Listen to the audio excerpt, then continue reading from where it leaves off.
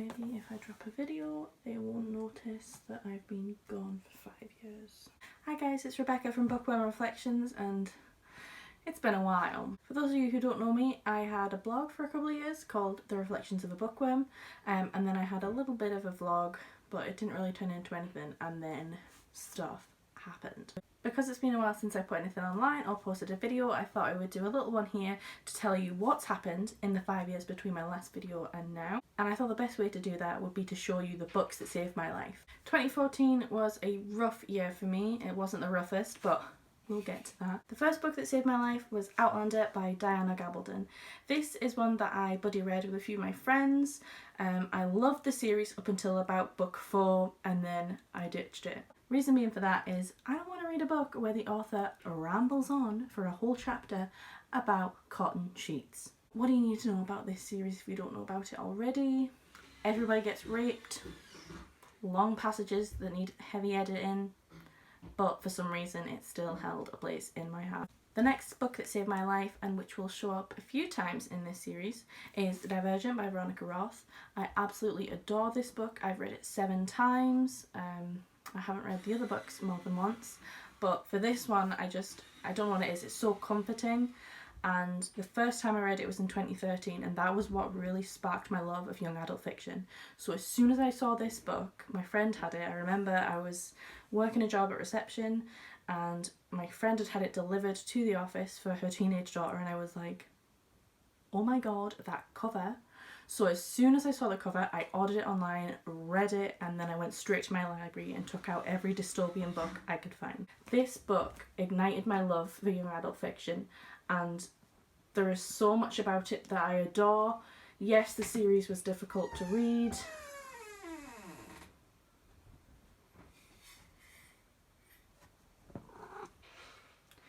Really? Yes, the series was difficult to read, especially the ending, and if you haven't seen it, I did a reaction video to reading the end of Allegiant. Let's just not even think about it.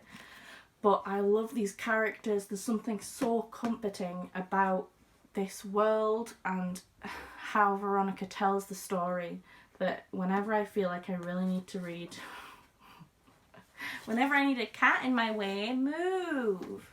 That whenever I need to pick me up, I will always turn to Divergent.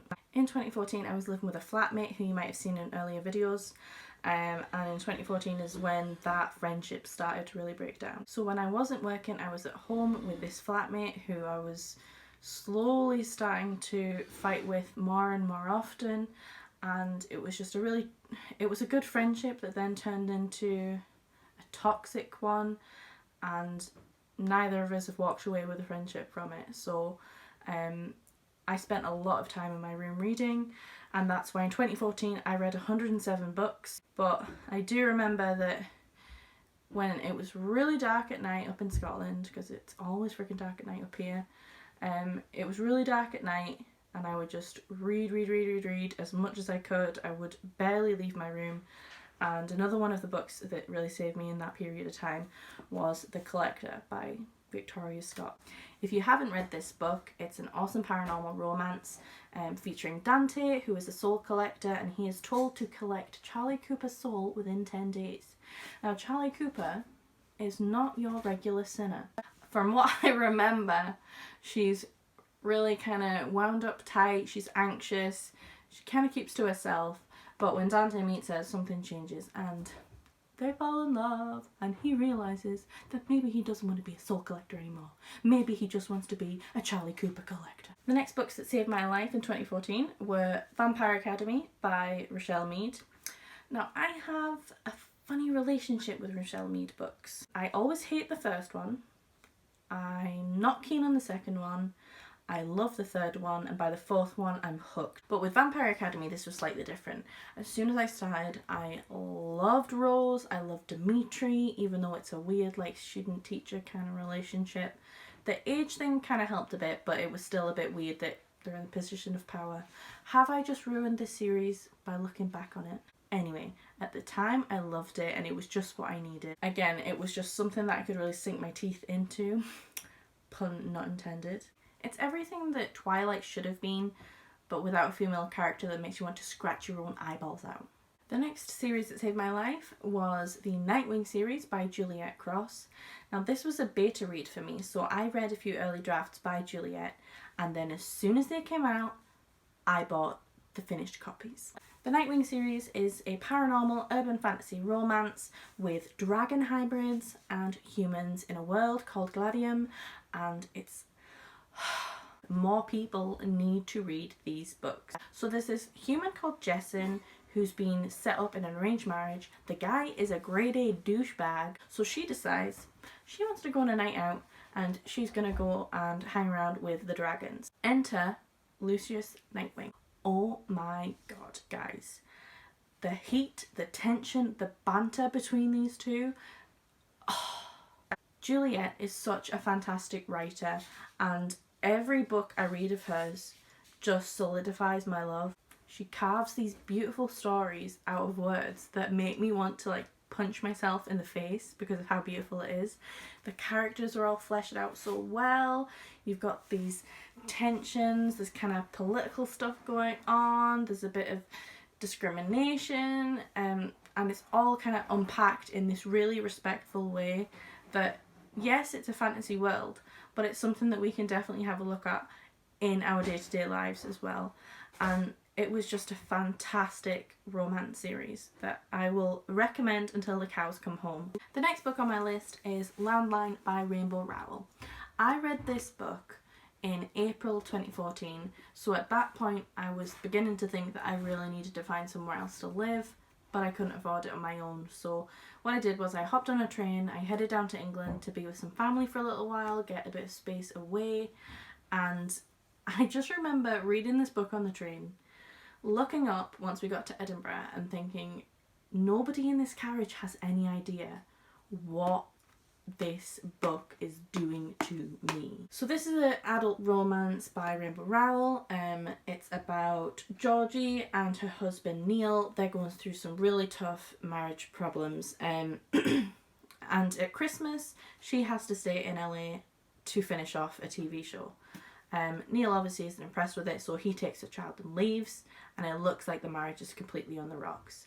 However, she finds one of those old school phones that, yes, I'm sorry, I have never used in my life, but she finds one of these phones and realises that she can call Neil in the past, which is kind of a little bit squicky, but it helps her to work through the problems she's having in her marriage, work through the problems that she's having in herself, which I needed at the time. And it's just a fantastic, beautiful story. I cried my eyes out at the end. Thank God I was off the train. But this is a book I really needed at exactly the right time. The next series that saved my life came in July 2014. This was when I told my roommate that I was moving out. I gave her a month's notice. I told her that we were both having to find somewhere to live. And it did not go well. What do you need when you have no idea what to do, everyone seems to hate you, and you need to get out? You pick up a romance. The first book in the series, Taste the Heat, is about a chef who comes back to her home in New Orleans, and she wants to get out there as soon as she can. But her brother's best friend has got other ideas. Jason is a sexy fireman, and combined with the fire that she ignites in the kitchen, these two were meant for each other. They actually suggest one of those no strings attached flings, and we all know how that goes. This is such a fantastic series. The characters are beautiful. The romance was so sweet and I loved it, and I just wanted them to get together so bad. And oh my god, if you have not read this series, you need to read it. I'm now going to skip ahead to September 2014, and by that point I had moved out of my flat.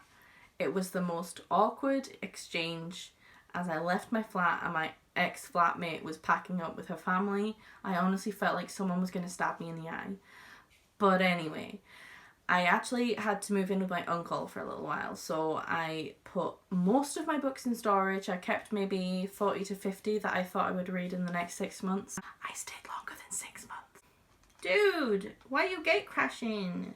And the first book I picked up was Trouble by Non Pratt. This book, it kind of made me feel like I didn't have that many problems. Like, I had to kind of check my privilege a little bit. This is about a girl called Hannah who's 15, and she's just found out she's pregnant. People in school started talking about her. She doesn't know what she wants to do with a baby. And then this new boy starts at the school. There's always a new boy. This new boy starts at school called Aaron, and he starts to become this friend that she really, really needed at a time when everybody seemed to be leaving her. And it was fantastic. It was really gritty. It was emotional. And I was hooked right up until the last pages. I think I binged this book actually. So Trouble by Non Pratt, fantastic book. I haven't seen many people talk about it outside of the UK, so if you haven't read it, absolutely track down a copy. The last book to save my life in 2014 came along in December, just before Christmas, and I was feeling so sorry for myself. If you didn't know, I suffer from depression and anxiety, yay! And it was really, really tough around Christmas. I actually find that winter as a whole is pretty rough for me, and that's been a theme since 2013. But a series that really helped take my mind off it was The Raven Cycle by Maggie Stiefvater. I'm sure I don't need to tell you anything about this because everybody loves Maggie's Raven Cycle series.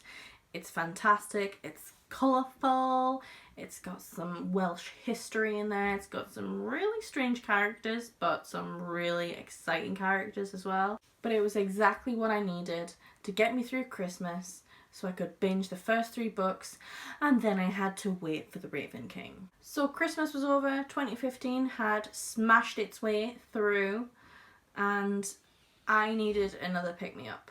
So, enter Divergent by Veronica Roth. Again, the right book at the right time. 2015 was so rough that I actually read this in September as well. I only managed to read 38 books in 2015, so I was only picking up the books that I knew I would love or that I had already loved. I've just realised that why am I so clarty? Oh my god. I think I definitely underestimated how many videos I'd be able to make out of this. So I think what I'm going to do is I'm going to leave it as it is. So 2014, in a nutshell, drama.